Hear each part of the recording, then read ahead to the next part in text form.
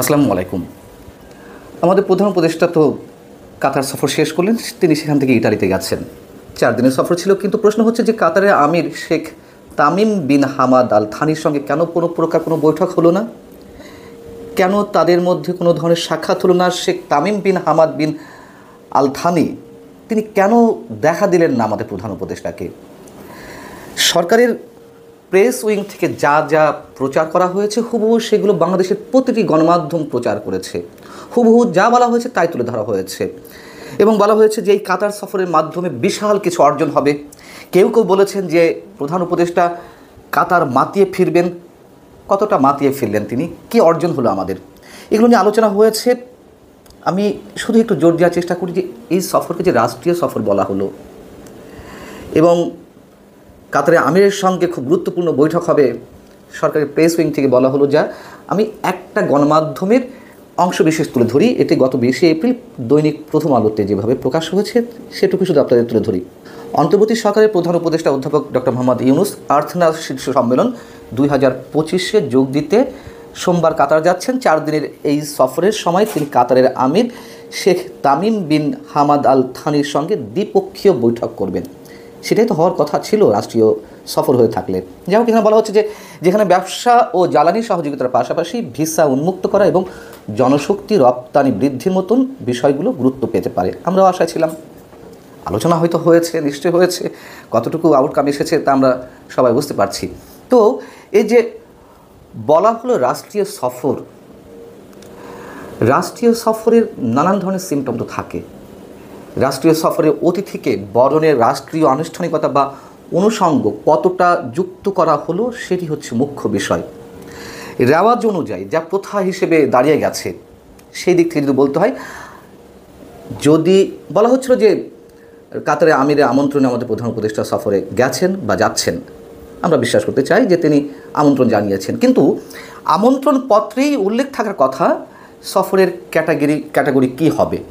সেই সঙ্গে অতিথির প্রোটোকল নির্ধারণ, যেমন লাল গালিচা সংবর্ধনা, গার্ড অব অনার, গান স্যালুট প্রদান এবং অতিথির সম্মানে স্টেট ব্যাঙ্কুয়েট বা রাষ্ট্রীয় ভোজ যেটিকে বলে আমরা, সেটির অংশ হবে। হয় ডিনার থাকবে, না হয় লাঞ্চের আয়োজন করা হবে। এসবের কিছুই কি হয়েছে? এত কথা উঠতো না, আমরাও এটি নিয়ে এত বেশি মাথা ঘামাতাম না। মানুষকে বিভ্রান্তির মধ্যে রাখা হচ্ছে বারবার, যা নয় তা আগ বাড়িয়ে বলা হচ্ছে। কাতারের আমির আমন্ত্রণ জানালেন আর সে আমিরের খোঁজ পাওয়া গেল না, এটা একটু কেমন হয়ে যায় না? এবং নিশ্চয়ই আমরা একটু ধারণা করতে পারি যে বাংলাদেশ সরকারের পক্ষ থেকে চেষ্টা করা হয়েছে যে তার সাথে যেন বৈঠক হয়। বৈঠকটি প্রয়োজন ছিল, অবশ্যই প্রয়োজন ছিল, হলে ভালো হতো আমাদের নানা দিক থেকে। কিন্তু আমিরের কাতারের আমির দেখা দেননি, এটি বাস্তবতা। কাতারে যাওয়ার পরেও সরকারের বা প্রধান উপদেষ্টার প্রেস সচিবের পক্ষ থেকে বলা হচ্ছিল যে 23 বা 24 তারিখে এই বৈঠক হতে পারে। আমরা অধীর আগ্রহে ছিলাম, হোক বৈঠকটি, বাংলাদেশেরই ভালো হবে, বাংলাদেশের কল্যাণ হবে। হয়তো আর যাদের সাথে কথা বলেছেন নিশ্চয়ই কাতারের আমিরের সঙ্গে কথা বলা এক কথা নয়। আচ্ছা, ধরুন যে অন্য কোনো রাষ্ট্রের কোনো সরকার প্রধান বা রাষ্ট্রপ্রধান আমাদের দেশে ব্যক্তিগত সফরেই এসেছেন, তিনি আমাদের প্রধান উপদেষ্টার সঙ্গে দেখা করতে চেয়েছেন, সম্ভব ছিল তাকে ইগনোর করার? নিশ্চয়ই না। অনেকে বলতে পারেন যে এটি তো রাষ্ট্রীয় সফর, রাষ্ট্রপ্রধান বা সরকার প্রধান কোথাও গেলে সেটি রাষ্ট্রীয় সফর হওয়ার কথা। নিশ্চয়ই না। আমরা নিজেরা মনে মনে ধরে নিলেই তো হবে না, তারও কিছু সিমটম থাকে। আমি একটা উদাহরণ দিই।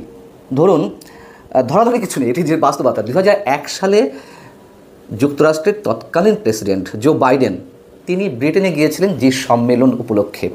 তো সেখানে ব্রিটেনের রানী এলিজাবেথের সঙ্গে দেখা হলো। ফার্স্ট লেডি অর্থাৎ জো বাইডেনের স্ত্রী সহধর্মিণী লেডি জিল বাইডেনকে রানী এলিজাবেথ স্বাগত জানালেন, কিন্তু সেখানে ছিল না কোনো রেড কার্পেট সংবর্ধনা, ছিল না স্টেট ব্যাঙ্কুয়েটের কোনো আয়োজন।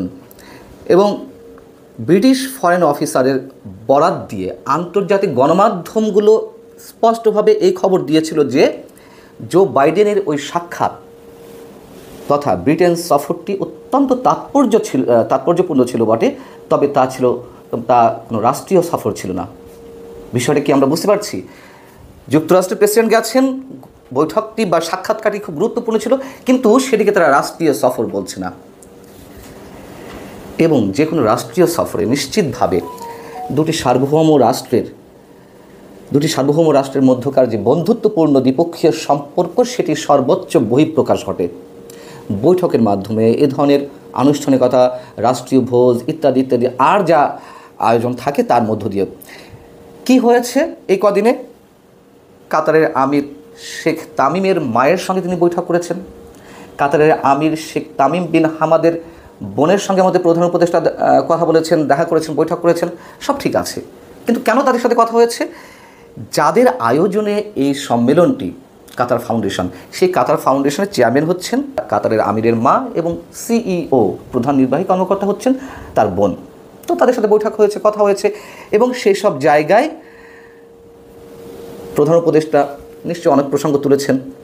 কাতারের প্রধানমন্ত্রীর সঙ্গেও বৈঠক হয়েছে এবং তারা ভদ্রতাবশত ফর্মালিটিজের জায়গা থেকে যা যা বলার বলেছেন কার্টেসি মেনটেন করে। তো কি হয়েছে? কাতারের প্রধানমন্ত্রী বলেছেন যে যা যা বিষয় উত্থাপিত হয়েছে এর জন্য একটি কারিগরি দল বাংলাদেশে পাঠানো হবে, এই তো। কিন্তু এলএনজি নিয়ে চুক্তি, আমাদেরকে বিভ্রান্তির মধ্যে রাখা হলো যে সেনা কর্মকর্তা বা সেনা সদস্যদের পাঠানো হবে 725 জন, এগুলো যে আগের চুক্তি সেটিও আমি আপনাদেরকে জানিয়েছি। রোহিঙ্গা সংকট নিয়ে আলোচনা হয়েছে, সব হয়েছে। মূলত এটি তো ছিল একটি এনজিও সম্মেলন এবং সেখানে আমাদের প্রধান উপদেষ্টা স্পিকার হিসেবে গেছে, এটাও আমাদের জন্য সম্মানের। আমরা যতটুকু বলার ততটুকু বলতে চাই, কিন্তু বারবার এগুলো বলে লাফটি কি হচ্ছে? না কোনো রাষ্ট্রীয় সফর, না কোনো দ্বিপক্ষীয় বৈঠক, এবং রাষ্ট্রীয় কোনো সফর হলে তো আমি যতটুকু মনে করি যে একটা যৌথ বিবৃতিও থাকে। তো যৌথ বিবৃতি আসবে কীভাবে? আমাদের সরকার প্রধান গেছেন, কিন্তু তাদের সরকার প্রধান তো আর কোনো বৈঠকে অংশ নেননি যে কোনো প্রকার কোনো যৌথ বিবৃতি আসবে। কাতারের প্রধানমন্ত্রী তার সঙ্গে বৈঠক করেছেন, কিন্তু তিনি তো আর সরকার প্রধান না। এই সব কথাবার্তা ছড়িয়ে মানুষকে বিভ্রান্তির মধ্যে রেখে, এবং আমাদের গণমাধ্যমের চরিত্র আমরা বুঝতে পারছি। যেমন ব্রিটিশ ফরেন অফিসের বরাত দিয়ে আন্তর্জাতিক সব গণমাধ্যম জো বাইডেনের যেই তথ্যটি দিয়েছিল যে এটি কোনো রাষ্ট্রীয় সফর নয়, এটি খুব গুরুত্বপূর্ণ, আমাদের কোনো গণমাধ্যম সেই কথাটি বলার সাহস থাকলো না তাদের, বা তাদের নেই কোনো প্রকার সাহস যে এটি রাষ্ট্রীয় সফর নয়, যেটি প্রধান উপদেষ্টা প্রেস উইং থেকে বলা হচ্ছে, সম্ভবত ভুল বলা হচ্ছে, এটুকু বলার সাহস আমাদের নেই। এতে করে আমরা কাদেরকে উঁচু করছি, কাদেরকে ছোট করছি, সেটুকু বোঝার ক্ষমতা এর সঙ্গে যারা সংশ্লিষ্ট তাদের কি নেই এতটুকু মাত্র? ভালো থাকুন সবাই, আল্লাহ হাফেজ।